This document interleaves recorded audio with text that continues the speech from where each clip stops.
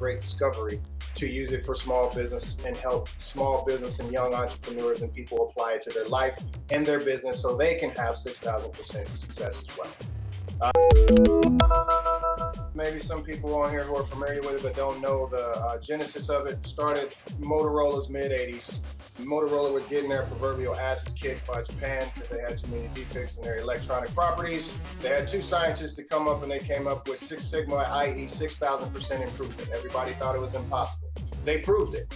And then when they proved it, other companies used it. It got into the hands of Jack Welch and then took off and became a phenomenon. And now roughly over 70% of Fortune 500 companies use it today. My good friend, Dr. Michael Harry, was one of those two scientists. He had a very successful consulting practice. He was my son's godfather. And he passed away a couple years ago, but my very good friend. We talked about Six Sigma a lot, and he had this instance called the Great Discovery to use it for small business and help small business and young entrepreneurs and people apply it to their life and their business so they can have 6,000% success as well.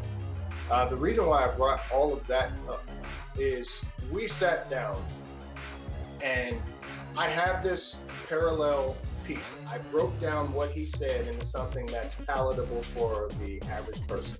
And it's UKAN. And it's an acrostic, UKAN. And when people see that, say that's not how you spell UKAN. And that right there, most people, when they see a situation, they always see the problem first. But within every problem lies the solution. You, it starts with you. You must know who you are, know what you want. K, make a, you, it starts with you. K, know what you want. A, make a plan to get it. N, keep moving forward with a never give up attitude. Apply that to, you can have, if you apply that methodology to whatever you're doing, you can have success in that area with methodologies like Strong supporting you. But one of the pieces that we always talked about is when you've got a problem, you have to be able to know what's propelling you forward. He called it the Six Sigma way of thinking, or SWOT analysis. Know what's propelling you forward. 3 things that you can articulate in 3 words. Then know what's holding you back. At least 3 things. Articulate and how they're holding you back. And then you have to come up with at least 3, 5, 10, 15 solutions on how you're going to overcome that obstacle. Then begin to put them in place. So when you talk about pitching, I keep going back to the first comment that you had on that thread when the person, he didn't basically say you could wing it, but he basically said you could wing it.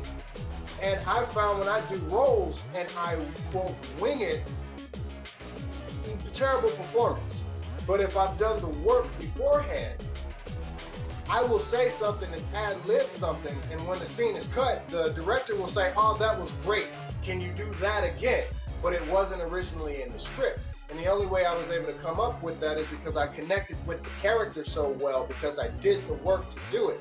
If you're planning to become a deal maker at this level, make sure to join the Daily Dealmaker.